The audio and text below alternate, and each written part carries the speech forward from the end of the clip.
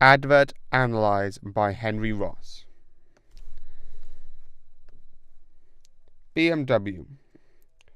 This advert is realist as it shows all the cars that have existed or have a prototype of it. This is a standalone as it includes a new concept car. It has a natural daylight alongside a classical track which makes the advert calm, with the special effects at the end of the advert pulling its name and the logo up on the screen. The CGI at the beginning where the blue hologram highlights the village and creates an arrow pointing right. The background is computer generated to create a city in the desert, and the car is computer generated because they haven't made a working model.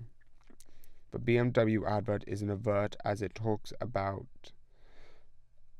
innovating driving and changing the way people drive for generation as they have been 100 years. This is supported by the strapline "Exciting times ahead," which suggests they could be innovating driving further. The advert is for social positioning, showing people for A and B classes, which are upper and middle classes. This means they are heading towards the richer side. They also aim for successors, which are people who are strong goals and want success and have a aggressive attitude to life. Also aspirers who care about appearance and having and more than personality. They benefit offers in this advert is importing driving experience. BMW have advanced over other similar products because it is more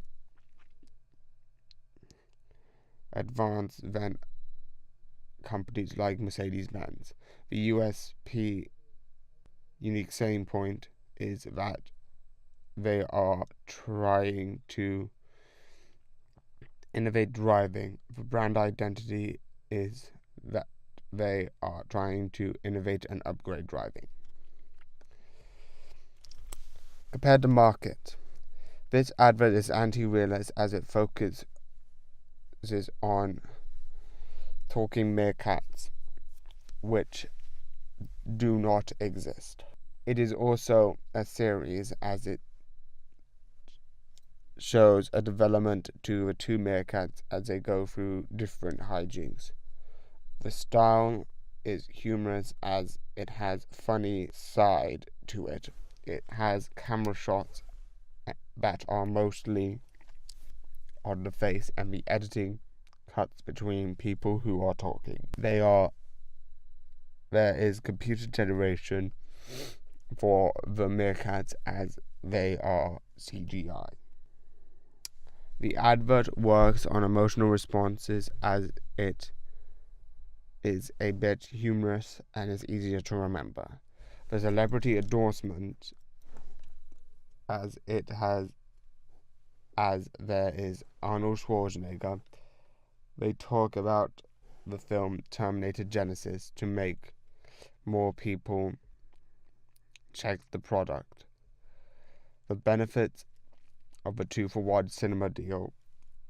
This aims at more mainstream audience and it has a brand identity as they use the meerkats in all their adverts.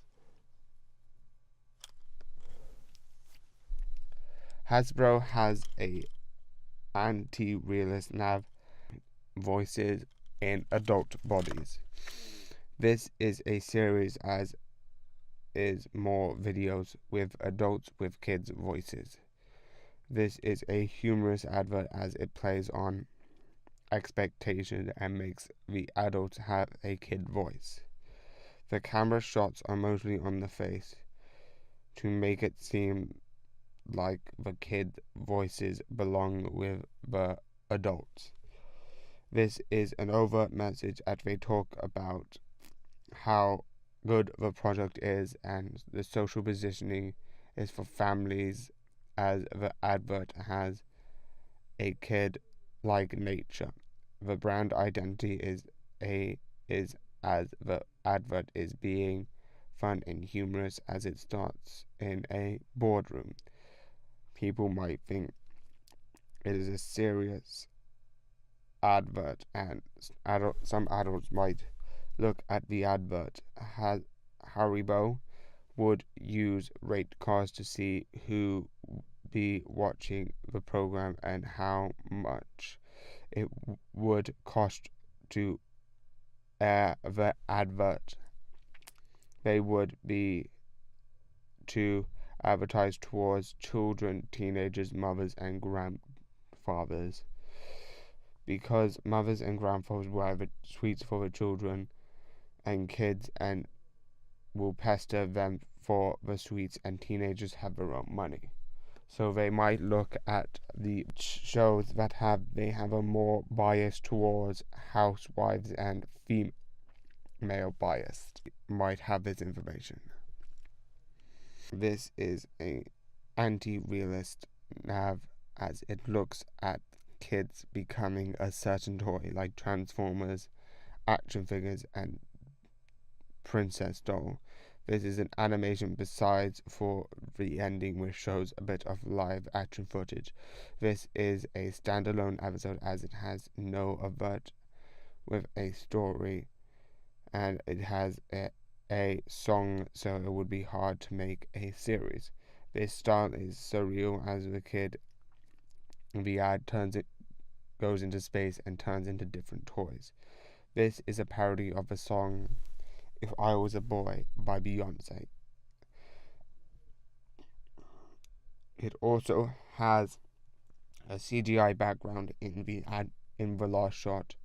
This advert might be in a break of show like Coronation Street, which is the second, third, fourth most popular show with 7 to 8 million people weekly watching this program. This information would be found on BARB, Broadcasting Authority Research Board. Mr. Kipling, this advert was banned because the ASA, the Advertising Standards Authority, said it could be offensive. They can only ban certain adverts if people complain about them. Even though Mr. Kipling did have a focus group of 50 women and members of the Church of England, which they gave him a questionnaire, which is a question to say if it's offensive, and they said it wasn't. The advert still got banned because some other people complained that the advert was offensive.